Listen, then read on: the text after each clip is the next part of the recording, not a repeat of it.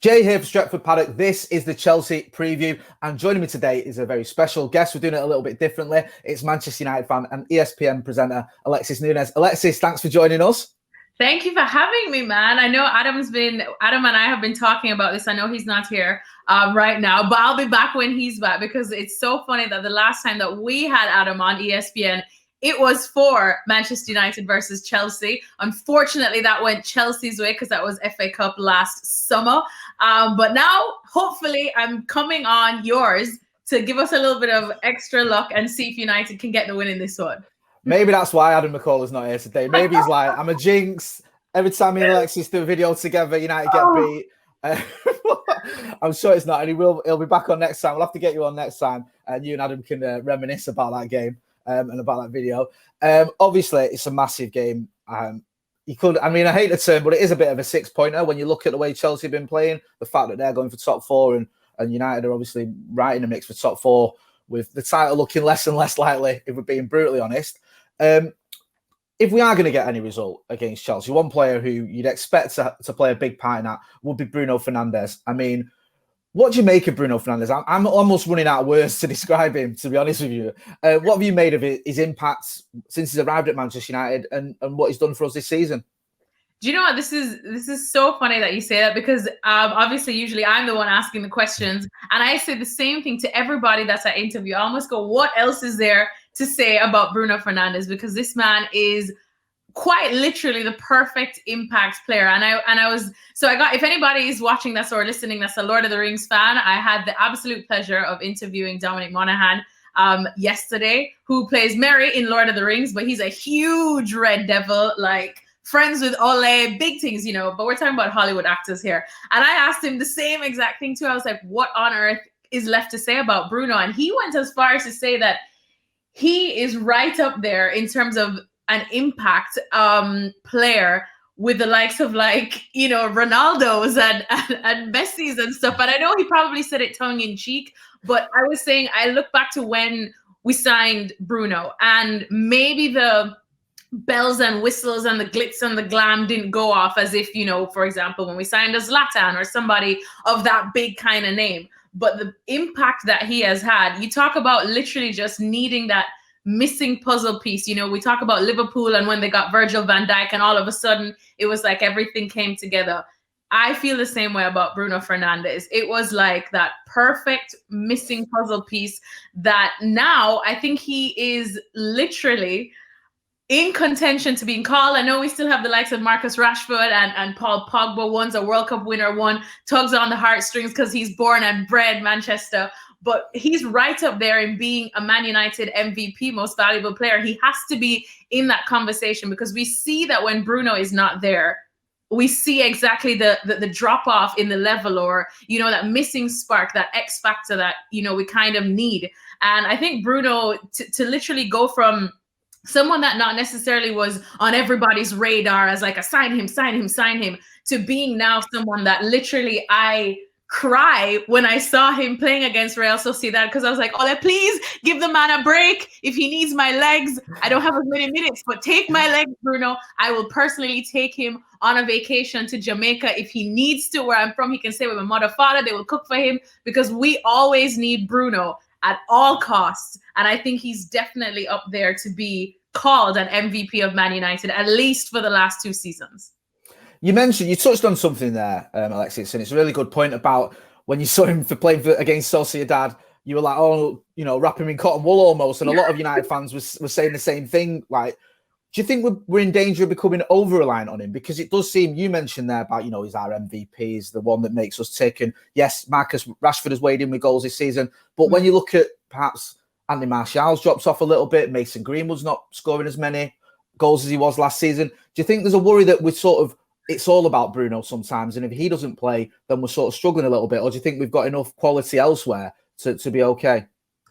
I think there's a yes and a no. I think there's the old adage of, look, if it ain't broke, don't fix it. And I think a player of Bruno's caliber, I'm sure, has earned the respect of an Ole Gunnar Solskjaer. And Ole probably could have gone to him and said, all right, look, I guess I could leave you out, or I could let you play. And why wouldn't Bruno want to play? Because sometimes there's the whole thing about, even though that we had such a very nice cushion of a lead against Real Sociedad. And they're really, you could see by the way they were playing, they weren't trying to go and add another 4 goals necessarily. But you still want to keep the momentum. There's still the what if, you know, you don't want to have to, I guess, start and see that things aren't going to plan and then bring on a Bruno and then he's like rushing and throwing the kitchen sink in the last couple of minutes in the second half to try and salvage something if everything went bad. And then, you know, you could risk an injury. You could risk, you know, also the defenders there for Sociedad trying to go after him.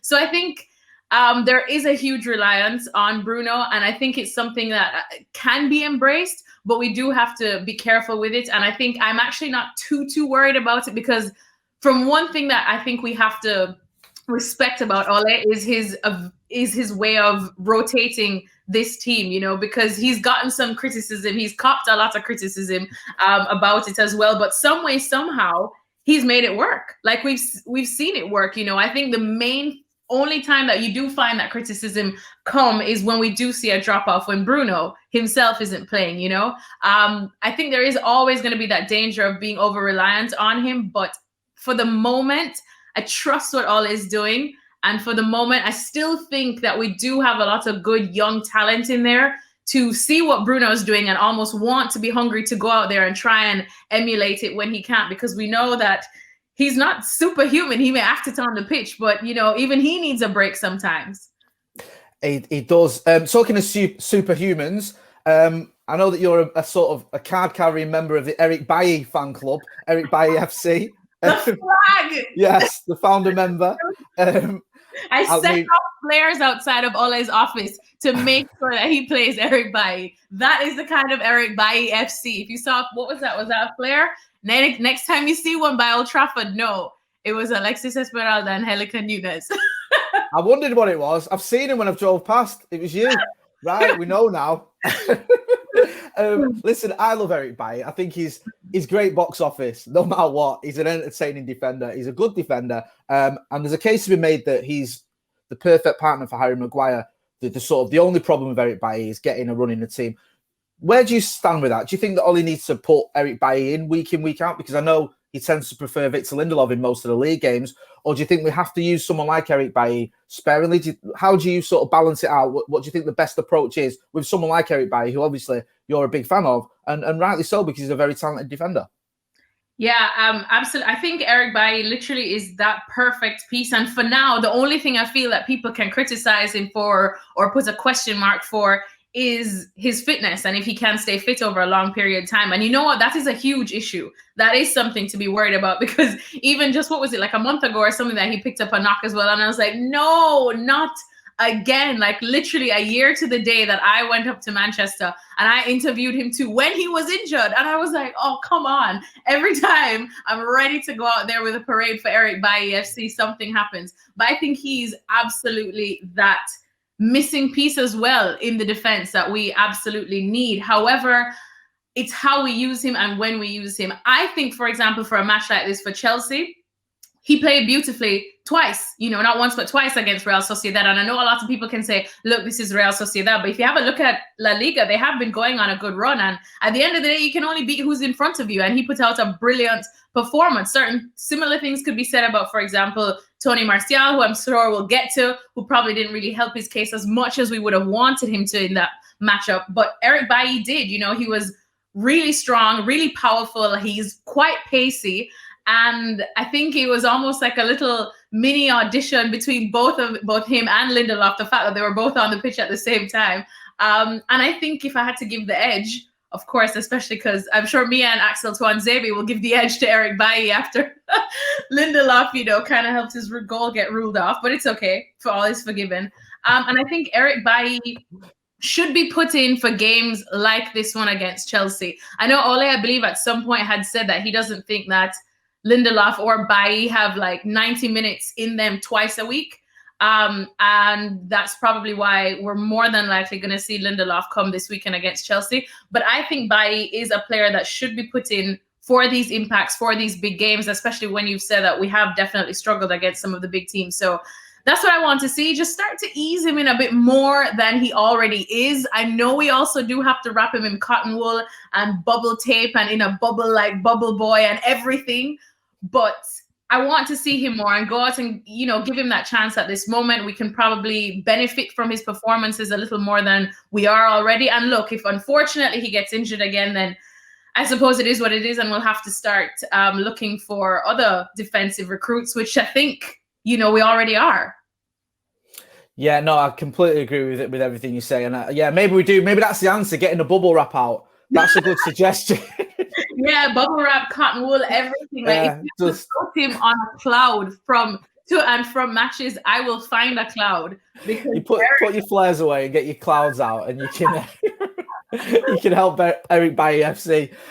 You mentioned there about the fact that obviously Lindelof seems to be preferred and plays more games. Looking ahead to the game, we'll go into predicted 11s. Now, obviously, this is the game. This is the team that you think will start at Stamford Bridge, not the one you want to start, because if you did pick your team, I'm sure Eric Bailly would be in it. But if you just want to run through your team from sort of looking across the back there, I see you've gone with David De Gea back in goal. Yeah.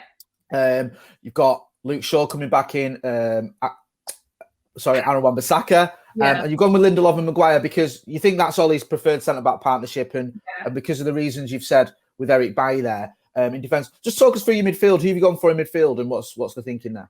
So Mr. McTominay is coming back, or should be back, according to what Ole said. And as long as McTominay is there, I am chucking him in there because how brilliant has he been? I mean, I've been loving the McSauce.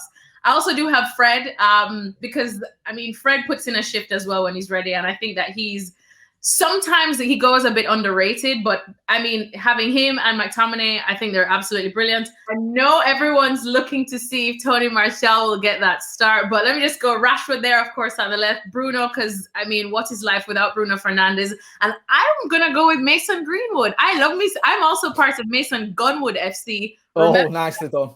I am always with Mason Gunwood because, again, he's young and he's young, but his demeanor, his positioning. And I know, of course, look, it happens and he's young. So when we see a mistake happen, that's easily forgiven. And he just continues to get better and better. But the way how he is in front of goal, the control that he has, when you see him and they slow it down, it's almost like a man of twice his age that has years and years and years experience, So I would put in Mason Greenwood. I still think Tony Martial, as we said, if we're going to go off like what we saw against Real Sociedad, again, another chance to kind of blaze up the place. He didn't, but it's fine, because he's at the moment, I am buying into the thing that he's a bit low on confidence. You can see as well when it gets to him, from what I've heard too, he's an emotional player in a good way. It's a passionate player, almost like a Cristiano Ronaldo. You used to see Cristiano when he would miss free kicks or penalties, he'd drop to the floor and that kind of stuff. And that passion also can work against you sometimes. So I think, for this one though, chuck in Mason Greenwood. Why not? And up front, the big man, El Maestro, Cavani, because he's due to be back as well. And why not? You want some experience and a level head as well at the top of the line, especially up against Chelsea, whose defense has actually been looking quite good recently.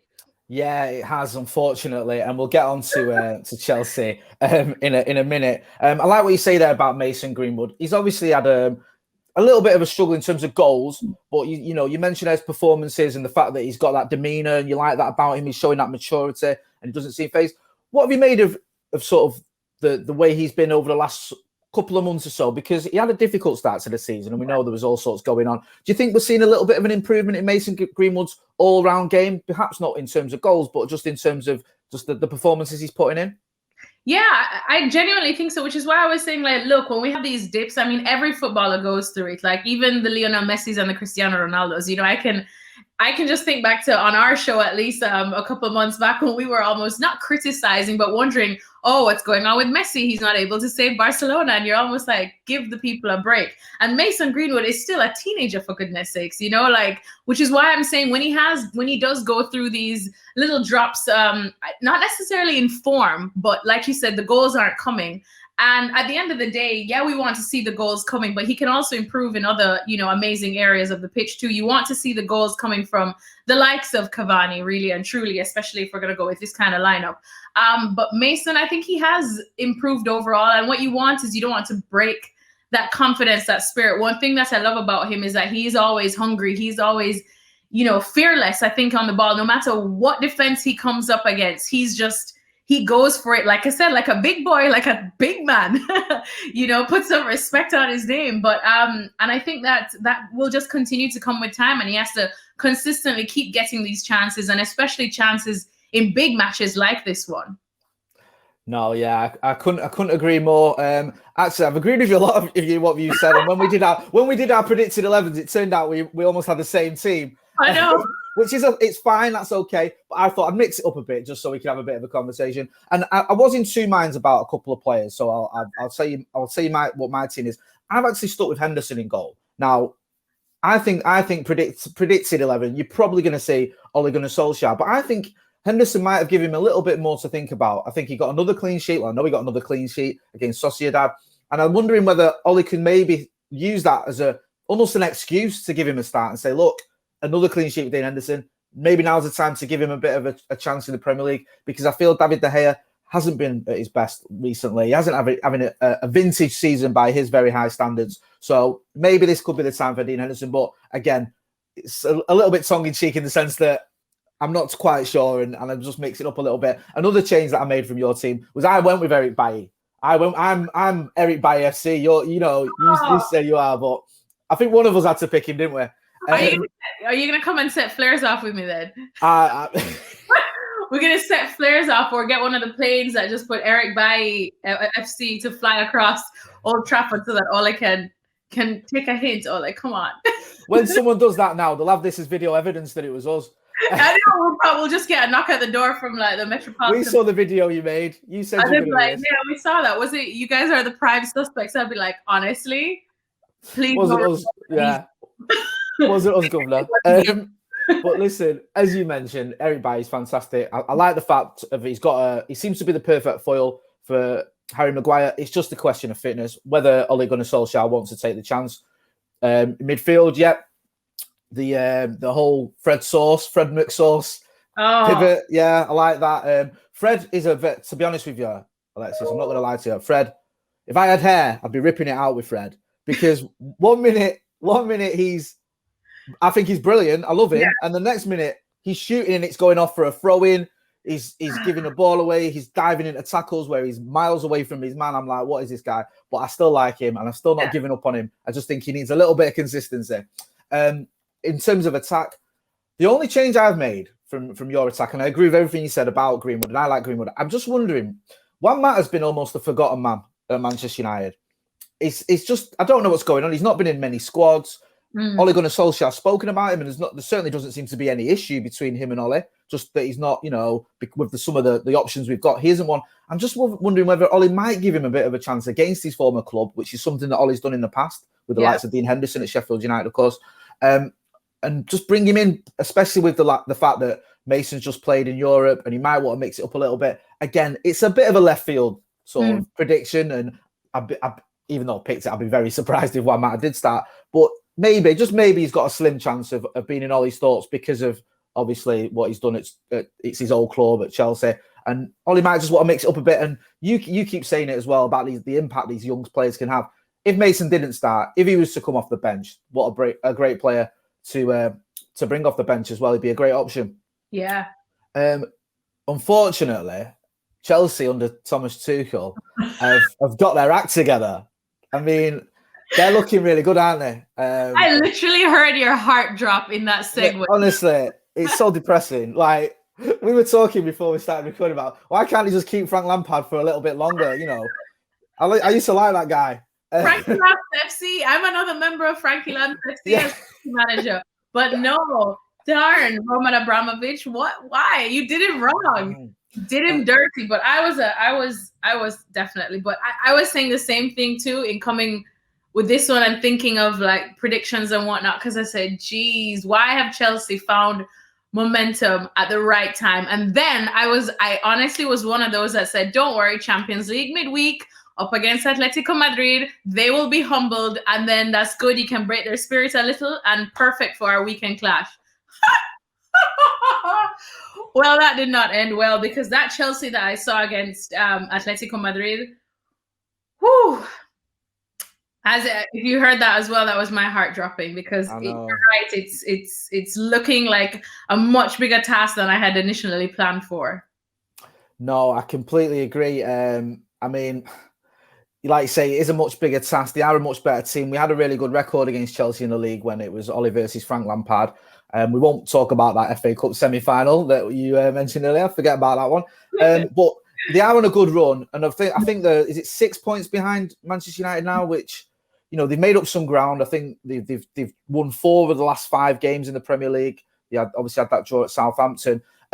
Just in terms of Tuchel and the job he's doing there, and the fact that he's been quite ruthless as well. You saw him bring on Callum Hudson-Odoi and take him off against Southampton. I thought that was a bit harsh, because Hudson-Odoi came on, helped win a penalty, and then 20 minutes got solved.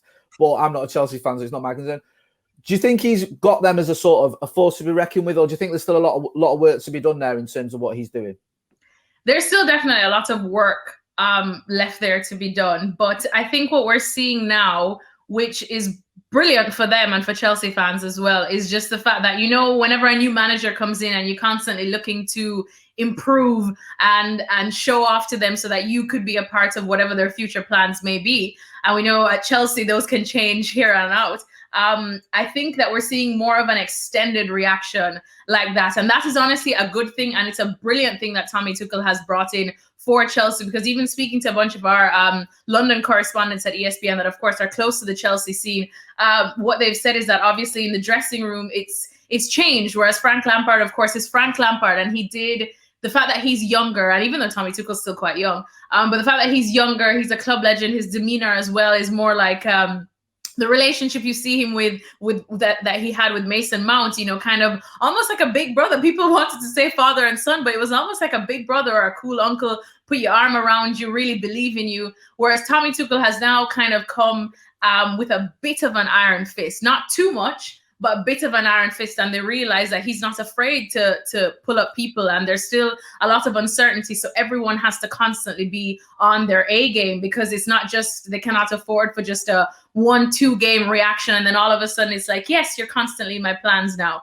No, you know, and I think that we've seen Chelsea players definitely put in that shift, treating almost every game like an audition, and it's clearly worked so far. And that's what we're seeing, that they've managed to build this momentum because they're still constantly trying to impress this new manager, who's shown that, you know, he has his ways, he has his calculated ways, his calculated tactics. He's still early on in his tenure at Chelsea, so nobody's safe. So there is literally everything to play for at Chelsea now.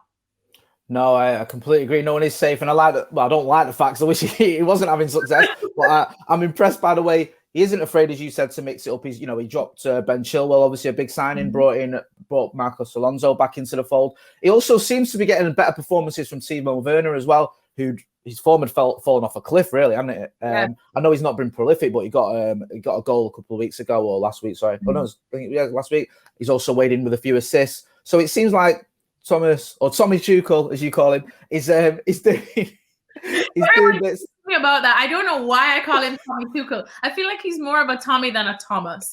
He sounds like a Mr. Men character, Tommy Tuchel. I call him Tommy Tuchel as if I've ever met him and chilled with him. I actually, you. But you know, maybe one day, I hope he approves of it.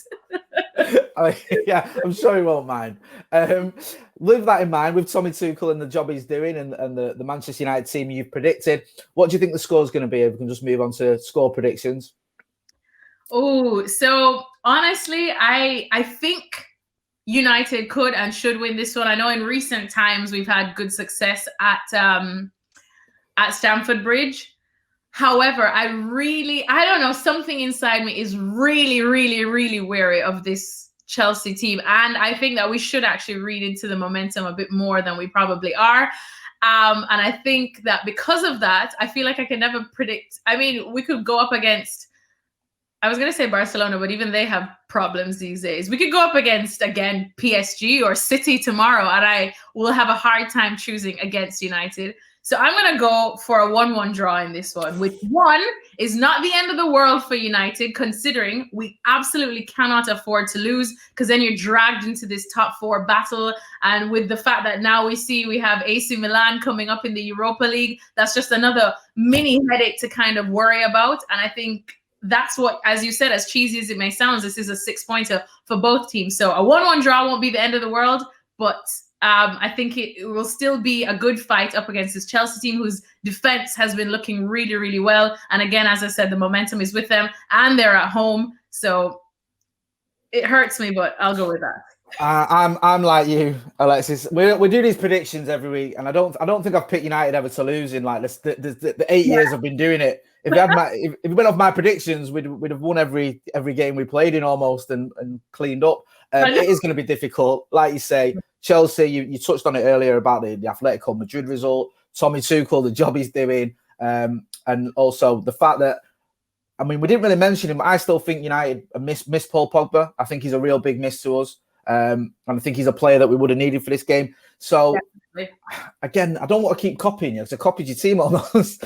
But I'm erring towards a draw, but just to mix it up, I'll go with a 3-2 United win. We'll edge it. A late VAR inspired penalty. That's what will do us. Okay, fair penalty. Fair enough. I was going to say who's getting the winner, because then you'll see flares go off. Because I live only 10 minutes away from Stamford Bridge, so I might camp outside with some red flares ready. I hope nobody from the police is watching this, because they might even revoke my visa. God, I abide by all English rules here. Yeah, I just think for the sake of everyone, it's better that you get rid of your flares, just in case. Just to be on the safe side, just let's throw them away. Yeah. Yeah. Alexis, it's been great chatting to you. Really appreciate it. What you obviously, you do a lot of work with ESPN. You present there. Anything that United fans can look forward to on ESPN that we should be looking out for? Oh, goodness me. Well, there's quite a bit. Like I said, if anybody's a huge Lord of the Rings fan, we do have, because Manchester United put forward not only Dwight York, but as well a couple of A-list celebs are huge Man United fans. Kit Harington being one from Game of Thrones, if that's more your jam. I'm a huge Lord of the Rings nerd. So it was a brilliant talking, I suppose, to both of them. Our Mark Ogden got to speak to Dwight York, so all of those are coming out on the ESPN platform soon, all looking ahead to this Chelsea match. But Dom was very, very knowledgeable about Man United. As we know, he has been a fan for ages. His dad is actually a City fan. So interesting household there. I know. But he's good friends with your boy, Juan Mata, as well as Luke Shaw and Ole. And he dropped some nice little insights into their interactions and their DMs. You know, when you're an A-list celeb, you can slide into any player's DMs. I'm so jealous. So he dropped some nice little insights in our little chat about exactly the way of thinking and how Luke Shaw has just transformed and how he's feeling about it. So definitely look out for that, because we have some exciting United content coming up. I look forward to it. I'll go be checking that out. Yeah, it's always good to get the opinion of obviously ex-players, but famous fans as well, because we're all fans at the end of the day. So it's always great. I'm always jealous as well when famous fans can say, I just spoke to him. I just slid into his DMs and just give him a little message. He was just like, oh yeah, I've been talking to Luke Shaw, a lot this season, just on Instagram. Like, I just sent him a message saying, mate, your form is outrageous. And he wrote back to me, and I was like, did you just casually name drop in our interview? And then he was like, oh, I've known Ole for like a decade now, and we always talk about how he could do this and that. And I was like, wow, what's that like? And it's us having to get flares outside. Eric Bailly. Tom asked him to play Eric Bailly. Otherwise, you'll have to go outside his house with your flares. Exactly. But we had good chats there. And he also gave an insight as to why we probably need to be a bit more forgiving for David De Gea. So I guess sounds interesting, man. It was interesting, because like I said, a lot of people are quick to jump on the criticism, but he was the first one that I've spoken to that actually had a really interesting take on why we can probably let up on the criticism of David De Gea, even though I am also starting to get my flares for Dean Henderson FC though. Tell you what, you and them flares, you're a nightmare. Alexis, it's been great chatting to you. Thanks for coming on the channel, and we look forward to chatting to you again very soon.